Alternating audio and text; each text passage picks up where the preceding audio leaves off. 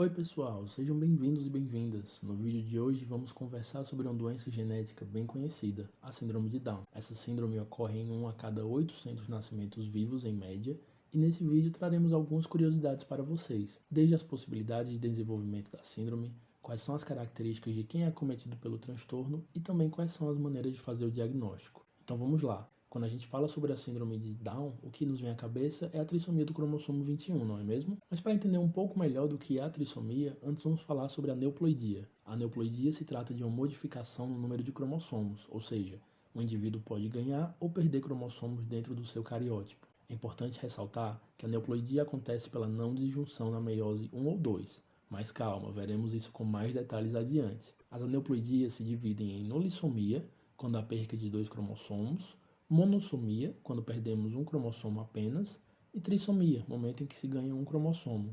O caso mais frequente de mutação que causa a síndrome de Down é a trissomia do cromossomo 21. Esse caso ocorre em 95% dos pacientes com a síndrome e acontece pela não disjunção meiótica no par 21. Mas o que seria essa não disjunção? Para explicar melhor esse problema que ocorre na meiose, vamos acompanhar as imagens a seguir. Nessa imagem, temos a meiose ocorrendo normalmente na formação do gameta do genitor paterno. O gameta que vai fecundar tem apenas um cromossomo 21. Nesse caso, a trissomia ocorre por um problema na meiose da mãe. Como se pode observar, durante a meiose 1, os cromossomos homólogos não se separaram, fazendo com que ao fim da meiose 2, o gameta tenha 2 cromossomos 21. Já nesse segundo caso, o problema ocorre com o pai. A meiose 1 ocorreu sem problemas, mas na meiose 2, as cromátides irmãs não se separaram, fazendo com que esse gameta, ao fim da meiose, possua um par de cromossomos, ligando-se ao gameta normal da mãe, tendo o zigoto com a trissomia do 21. Outra forma de desenvolver a síndrome de Down é através da translocação, que é a fusão entre dois cromossomos acrocêntricos. Apresentam centrômeros dividindo os cromossomos em um braço longo e em um braço curto. São eles o 13, 14, 15, 21 e 22, formando um cromossomo derivado. Um portador de translocação envolvendo dois cromossomos acrocêntricos tem apenas 45 cromossomos. 2 deles são perdidos e substituídos pelo cromossomo translocado. A síndrome de Down por translocação robertsoniana apresenta influência genética, haja vista que há uma recorrência alta de casos quando o pai ou a mãe, fenotipicamente normais, apresentam o cariótipo de translocação. Dos 6 desfechos de embriões e fetos gerados pela união de um gameta normal com o gameta de um portador de translocação robertsoniana balanceada, apenas 3 são viáveis.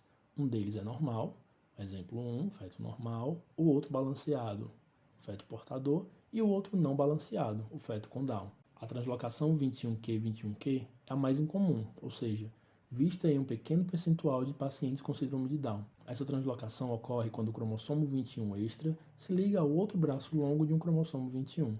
Para que ocorra essa forma de síndrome de Down, um dos pais deve ser portador da translocação ou mosaico. Quando mosaico, o risco de recorrência é mais alto. 1 em cada 1000 indivíduos é portador da translocação robertsoniana balanceada.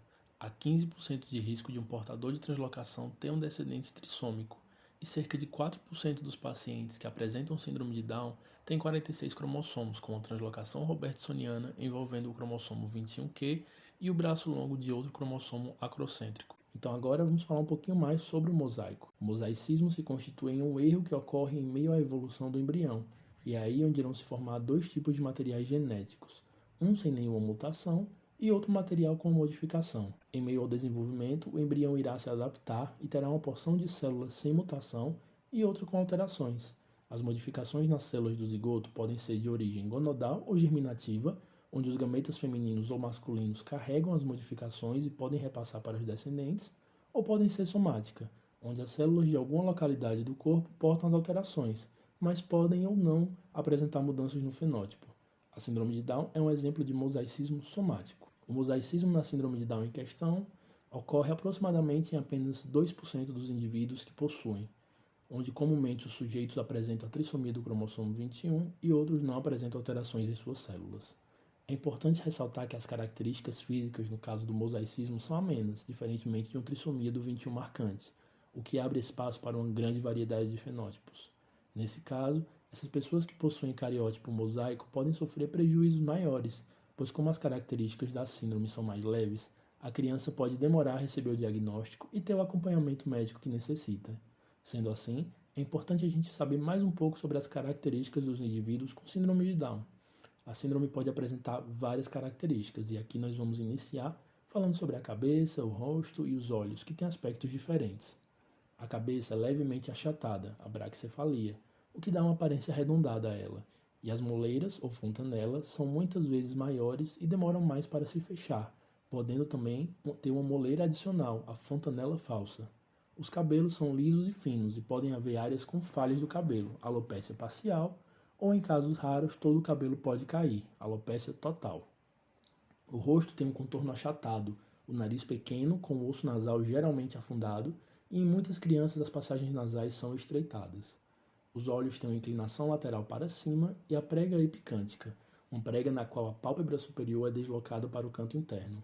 As pálpebras estreitas são levemente oblíquas. As orelhas são pequenas, a borda superior da orelha é muitas vezes dobrada e os canais do ouvido são estreitos.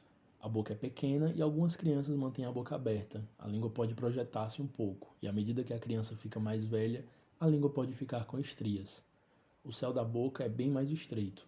Um sinal característico também é a erupção dos dentes de leite, que geralmente é atrasada, podendo ter um ou mais dentes ausentes, e alguns dentes podem ter um formato um pouco diferente. As mandíbulas são pequenas. O pescoço tem uma aparência larga e grossa, com pele redundante na nuca, e no bebê as dobras soltas da pele são observadas, podendo desaparecer à medida que a criança cresce. O abdômen costuma ser saliente e o tecido adiposo abundante.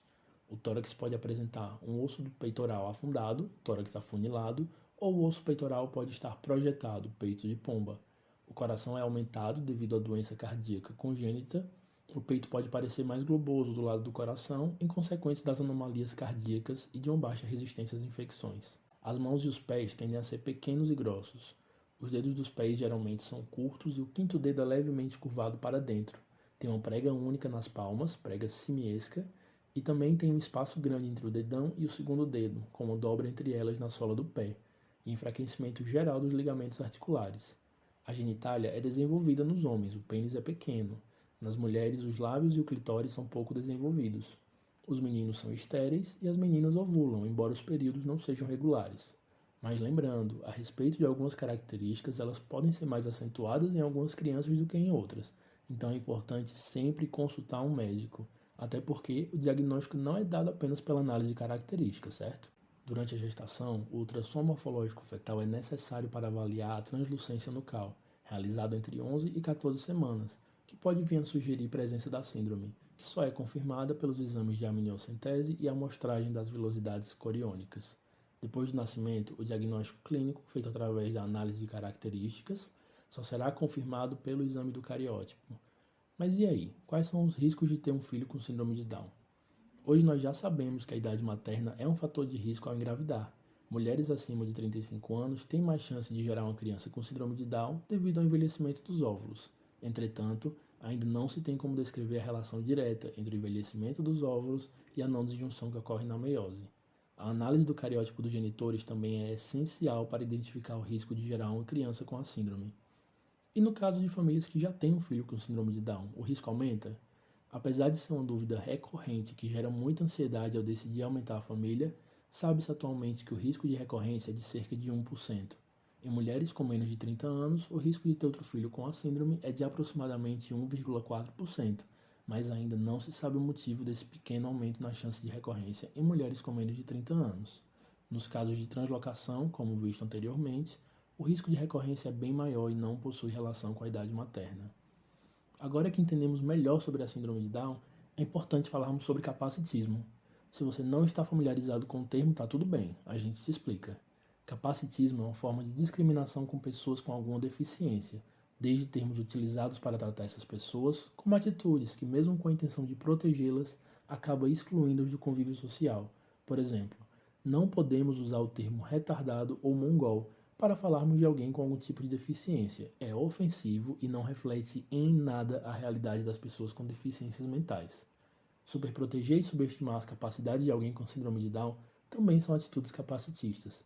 Mesmo necessitando de cuidados e atenções especiais, é necessário permitir e dar autonomia às pessoas com síndrome de Down, estimulando seu desenvolvimento desde cedo e dando oportunidade para que elas vivam livremente.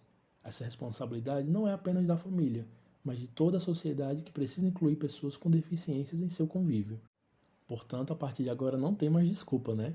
Vamos repensar nossas atitudes, prestar mais atenção no nosso vocabulário, repassar esse conhecimento e esse vídeo para que mais pessoas aprendam sobre o assunto e colaborem com a inclusão social de não só pessoas com síndrome de Down, mas com qualquer outro tipo de deficiência, tá bom? Até mais!